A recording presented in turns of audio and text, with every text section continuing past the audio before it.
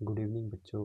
आज हम class 10th की चैप्टर 2 पॉलिनोमियल्स बहुपद के बारे में समझेंगे और उनसे संबंधित क्वेश्चन को बनाएंगे। तो चलो चलते हैं, शुरू करते हैं। बहुपद कहते किसे? पॉलिनोमियल्स पॉलिनोमियल्स को हिंदी में बहुपद कहते हैं। देखो, जिसमें एक या एक से अधिक पद हो, पद या टर्म, इंग्लिश में टर्म हो, उसे बहुपद कहेंगे, उसे पॉलिनोमियल कहेंगे। देखो एग्जाम्पल समझेंगे। एग्जाम्पल जैसे 3x + 2। देखो इसमें पहला टर्म 3x हो गया पूरा, फर्स्ट टर्म। सेकंड टर्म क्या होगा? 2। ये पॉलिनोमियल्स है। ऐसे ही 3x² + 4x³ + 5। इसमें कितने टर्म है? देखो, एक टर्म, दो टर्म, तीन टर्म, फर्स्ट, सेकंड, थर्ड। तो ये भी किसमें आएगा? पॉलिनोमियल्स में। अब देखो, जो भी x, y, z, a, b, c, d, जो भी ये है इसमें, ये वेरिएबल, ये चेंज होते रहेंगे इनकी वैल्यू। और जो दूसरे हैं जैसे 3, 2, 1, 4, जो भी इसमें दिए हैं 3, 4, वो होते हैं कांस्टेंट वैल्यू। कांस्टेंट वैल्यू ये कभी नेवर चेंज, कभी चेंज नहीं होगी। ये चाहे तुम कहीं चले जाओ, भारत में हो, अफ्रीका, ऑस्ट्रेलिया, कहीं भी जाओ, तो 3 की वैल्यू 3 रहेगी। 3 की वैल्यू 4 नहीं होगी। 3 की वैल्यू 3 रहेगी, 2 की वैल्यू 2। लेकिन जो एक्स, वाई, जेड जो इसमें है, उनकी वैल्यू चेंज होती रहती है। जैसे देखो एग्जांपल से समझते हैं। जैसे x - 3 = 0। ठीक है, इसमें x की वैल्यू कितनी आएगी? -3 क्या हो जाएगा? +3, उधर जाके +3, तो x की वैल्यू 3 आ गई इसमें। ऐसे एग्जांपल और x - 4 = 0। इसमें x की वैल्यू -4, उधर चले जाएगा तो क्या बन जाएगा? +4। तो देखो, x की वैल्यू इधर 3, इधर 4, तो दोनों अलग अलग है ना, वेरी कर रही है। तो इन्हें क्या बोलते हैं? वेरिएबल, जो बदलते रहते हैं समय के साथ। देखो अभी इधर 3 है, यहाँ 4, तो वेरी कर रहा है, वैल्यू वेरी कर रही है। तो इसका मतलब है कि ये चेंज होते रहेंगे, लेकिन कांस्टेंट वैल्यू सेम रहेगी। 3, 4, 3, 2, 4 जितने भी हैं वो कांस्टेंट रहेंगे, वो कांस्टेंट बोलते हैं। और बाकी वेरिएबल। बाकी देखो, पॉलिनोमियल्स की एक पहचान होती है। पॉलिनोमियल्स की पहचान होती है कि वो हमेशा आपको ax + b की फॉर्म में मिलेंगे। ये याद रखना, ax + b की फॉर्म में। देखो जैसे एग्जांपल 5x + 3। देखो a इसको मान लो, x की जगह x ही आ गया, प्लस ये b की जगह 3 की जगह b। फॉर्म में मिले नहीं मिले? ये ax + b की फॉर्म में, तो ये एक पॉलिनोमियल है। x की वैल्यू माइनस में नहीं होगी। अगर माइनस में होगी तो वो पॉलिनोमियल नहीं होगा, याद रखना, ये मेन नोट है। x की वैल्यू माइनस में नहीं होनी चाहिए, नहीं होनी चाहिए। अगर हुई तो पॉलिनोमियल नहीं होगा, पॉलिनोमियल नहीं होगा। जैसे x की पावर -3, 3x की पावर -3 + 4 है, x की पावर -3 होगी, मतलब ये पॉलिनोमियल नहीं है। ऐसे मान लो 3x की पावर 3 + 4, तो ये पॉलिनोमियल होगा, क्योंकि x की पावर 3 पॉजिटिव इंटीजर है। तो ये पॉलिनोमियल है, ये नहीं है, क्योंकि इसमें -3 लग गया। माइनस लगने से ये पॉलिनोमियल नहीं होगा।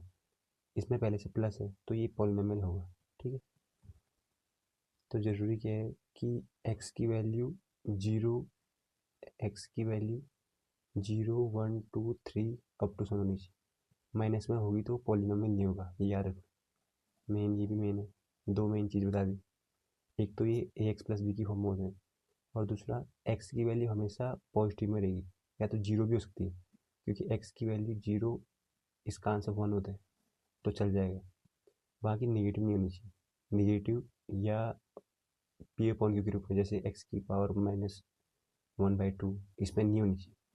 ठीक है, मेन याद रखना कि अगर एक्स की वैल्यू माइनस में आ रही तो वो पॉलिनोमियल नहीं माना जाएगा, बाकी एक्स की वैल्यू पॉजिटिव में तो पॉलिनोमियल होगा। ठीक है, चलो अब टाइप्स ऑफ पॉलिनोमियल्स पढ़ते हैं।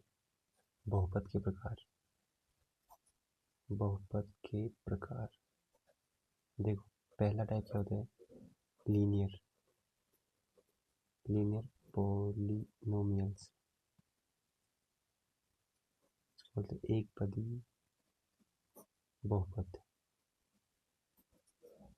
इसमें क्या होता है देखो, इसमें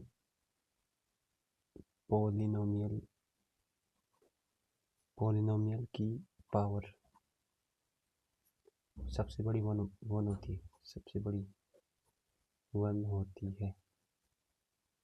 देखो एग्जांपल्स देखो, जैसे 3x प्लस 4, एक तो ये एक्स की पावर 1, ये लीनियर होगा। 4y माइनस 3, इसमें भी y की पावर 1, तो ये भी लीनियर। जिसमें पावर 1 तो लीनियर।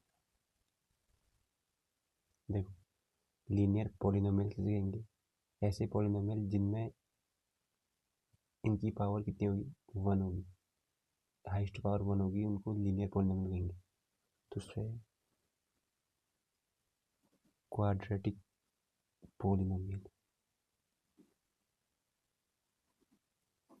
इनको बोलते हैं द्विघात बहुपद।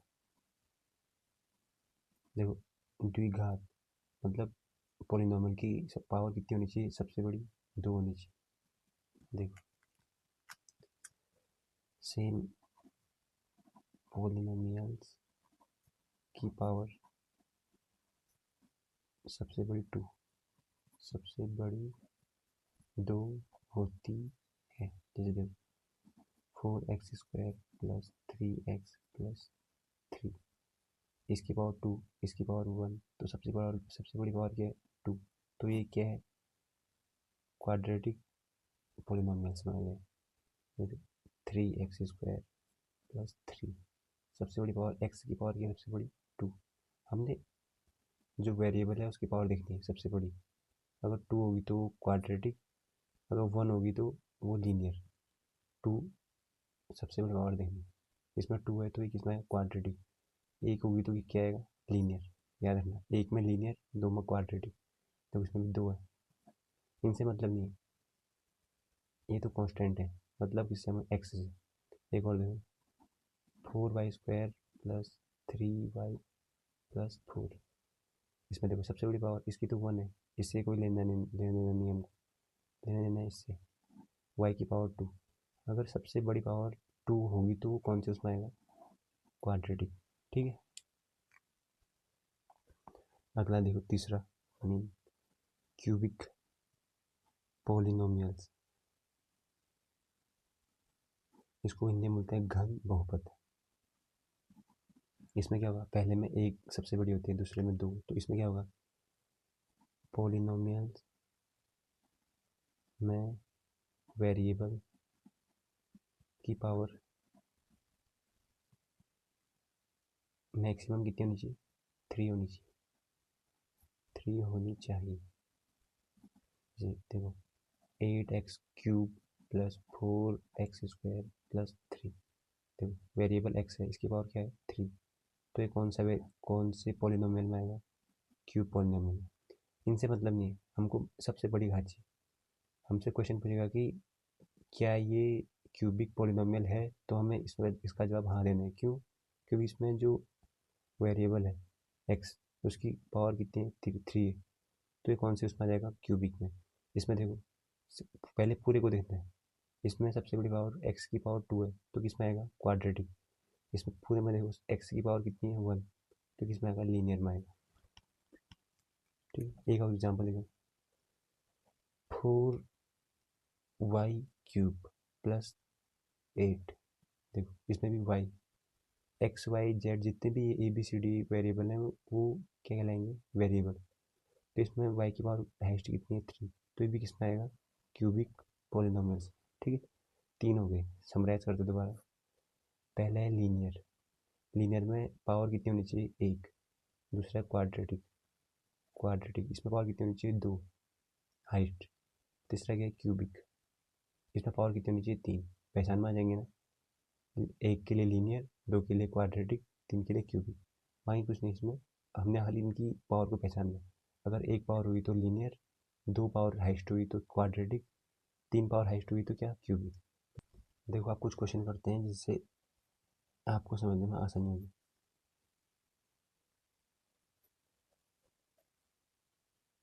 टर्म बताना है आपको, टर्म बताना, ऐसे क्वेश्चन दे रहा हूँ, टर्म बताने, जो मैंने फर्स्ट टर्म बताया आपको 4x² + 3, इसमें कुल कितने टर्म है ये बताना है, ठीक है, क्या बताना है। इसमें मैंने ये नहीं पूछा कि कौन सा पॉलिनोमियल है, इसमें खाली टर्म बताना है, सरल क्वेश्चन। एक टर्म ये बताया था, फर्स्ट टर्म, सेकंड टर्म ही, टोटल कितने टर्म है 2। ऐसे क्वेश्चन देखो, 5x³ + 4x² + 3x + 9, इसमें टर्म, खाली टर्म ढूंढना हमने कि कितने टर्म है। एक टर्म ये हो गया 5x³, 2 टर्म ये, सेकंड, थर्ड ये, फोर्थ ये, ठीक है। अगर मान लो इसी में मैंने बताना होता कि ये कौन सी इक्वेशन है, कौन सा पॉलिनोमियल है, तो इसमें इसकी पावर देखो क्या, लास्ट सबसे बड़ी पावर 2 है, तो कौन सा होता है क्वाड्रेटिक, क्वाड्रेटिक। 2 ये भी है तो इनसे कोई संबंध नहीं। टर्म कितने हैं, टर्म हम ऐसे गिनने हैं, एक टर्म ये पूरा, एक टर्म ये, 2 टर्म हो गए। इसकी पावर हाइस्ट कितनी है 2, तो ये कौन सी क्वाड्रेटिक। देखो अब इसमें टर्म कितने हैं 4, हाइस्ट पावर आप देखो कौन, अगर किसने पूछा कि कौन सा पॉलिनोमियल है, लीनियर है, क्यूबिक है या क्वाड्रेटिक, तो तुमने पावर देखनी, एक्स की पावर देखनी खाली। एक्स की पावर देखो यहाँ 2 है, एक्स की पावर 2, यहाँ एक्स की पावर 1, यहाँ एक्स की पावर 3, एक्स की पावर 3 सबसे हाइस्ट पावर है। मैंने अभी बताया था पिछले उसमें कि एक्स की पावर 3 होने पे कितना क्या होगा क्यूबिक, क्यूबिक पॉलिनोमियल, ठीक है। पावर से मतलब है, अगर पूछेगा कौन सा पॉलिनोमियल है तो पावर को ध्यान में रखेंगे। अगर खाली टर्म पूछेगा तो टर्म इनको गिनना है, प्लस माइनस इनके अलग अलग कितने हो, जैसे देखो 4x + 5x² + 9x³ + 5x⁴ + 9। देखो इसमें कुल कितने टर्म है ये पूछेगा तो क्या बोलोगे, एक टर्म, टर्म पूछा खाली, 2 टर्म, 3 टर्म मतलब पद, हिंदी मीडियम वालों के लिए पद, एक पद, 2 पद, 3 पद, 4 टर्म, 5, 5 के आगे टर्म आ गए, ठीक है। बाकी एक और क्वेश्चन करते हैं टर्म से, 4x² + 5, इसमें टर्म बताओ, तो देखो कितने टर्म, एक टर्म तो ये पूरा आ गया, एक, 2, बस बीच में प्लस है, तो कितने टर्म आ गए 2। अगर किसने पूछा कि कौन सा पॉलिनोमियल है तो क्या बताओगे, वेरिएबल इसमें एक्स है, एक्स की हाइस्ट पावर कितनी है 2, 2 के लिए क्या बताया था क्वाड्रेटिक, क्वाड्रेटिक, क्वाड्रेटिक पॉलिनोमियल, ठीक है। वो इतना ही है। हमने यहाँ क्या पढ़ा, एक टर्म पढ़े, एक क्या पढ़े, types of quadratic, types of polynomials, polynomials, ठीक है। 2 चीज़ पढ़ी हमने आज, याद रखना, पूछते हैं इनसे क्वेश्चन। अब देखो मेन उसमें आते हैं जिनसे क्वेश्चन पूछते हैं, उनसे ही पूछते हैं वैसे, लेकिन मेन जो होते हैं ध्यान से सुनना, जीरो ऑफ पॉलिनोमियल्स, मतलब बहुपद के शून्यक।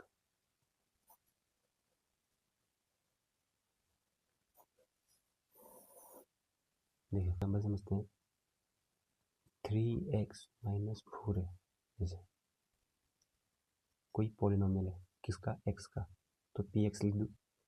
अगर मान लो जैसे 3y - 4 बोलता तो मैं लिखता ये कोई पॉलिनोमियल है किसका, जो वेरिएबल है पी वाई का, यहाँ एक्स नहीं आएगा, जैसे यहाँ एक्स था उसकी जगह हमने एक्स लिखा, वैसे यहाँ वाई है तो उसी से क्या लिखा वाई लिखा, ठीक है।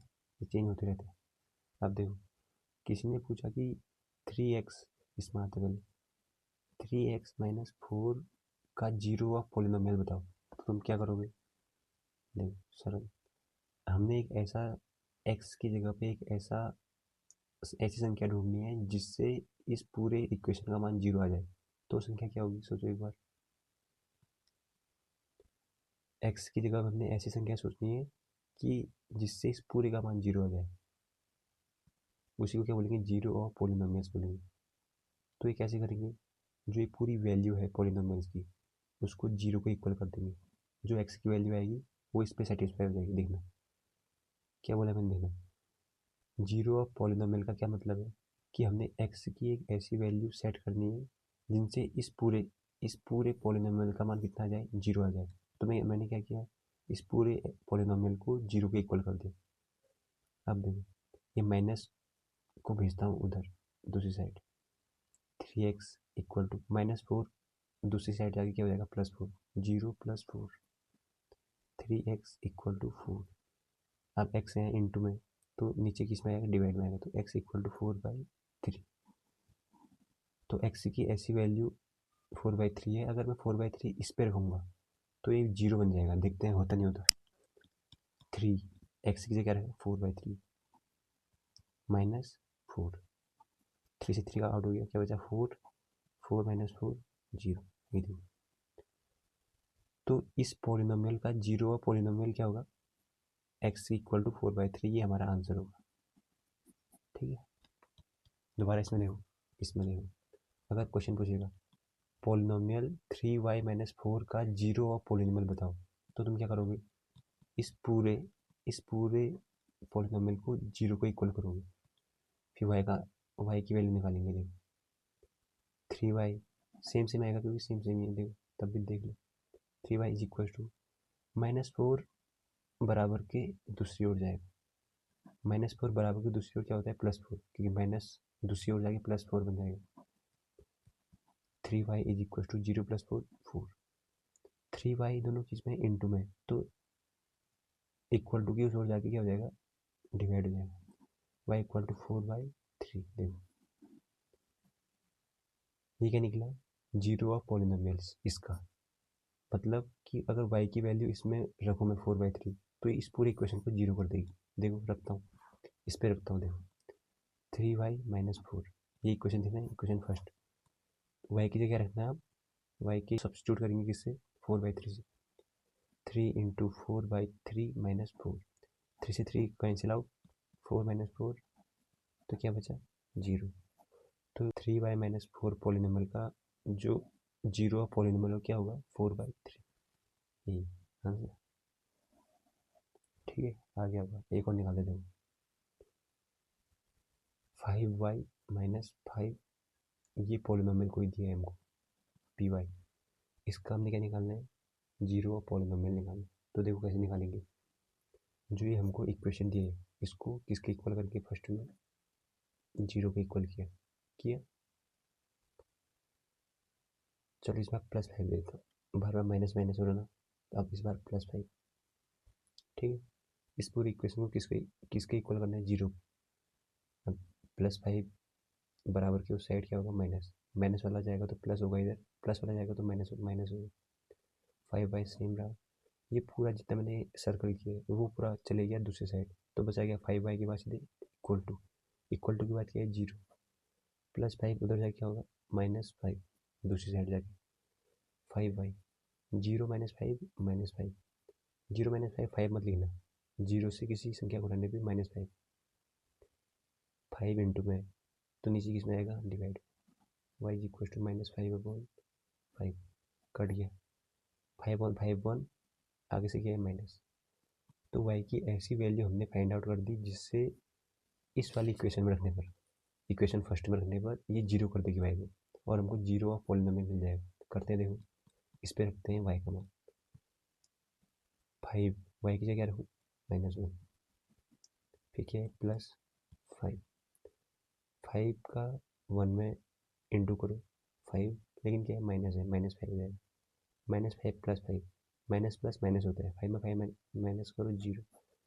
तो देखो y की वैल्यू -1 इस पे सेटिस्फाई कर दी, तो इस पॉलिनोमियल का जो 0 पॉलिनोमियल है वो क्या होगा, y इक्वल टू -1, यही आंसर है। ठीक, देखो आज की वीडियो में इतना ही पढ़ेंगे, ज़्यादा लोड नहीं लेना है। बाकी 3-4 क्वेश्चन दे रहा हूँ मैं, आप फाइंड आउट करके हल करना है इनको, ठीक। इनके जीरो ऑफ पॉलिनोमियल बताने हैं आपको, सेम यही विधि से जीरो ऑफ पॉलिनोमियल बताने हैं। पहला है 4x माइनस 7, इसका इक्वल टू पी एक्स, इसको पहले लिखना, कोई दिक्कत नहीं। अगला पी जेड, जेड से घबराना नहीं, खाली सेम यही प्रोसेस है, 5z माइनस 3, ये की बस 2 ही करना है, 2, ठीक है। बाकी इस क्वेश्चन, इस लेसन से संबंधित जितने भी क्वेश्चन हैं उनको अगली वीडियो में करेंगे, क्योंकि ये लंबी होगी बहुत ज़्यादा। तो अभी के लिए फ़िलहाल इतना ही, बाकी मिलते हैं अगली वीडियो में।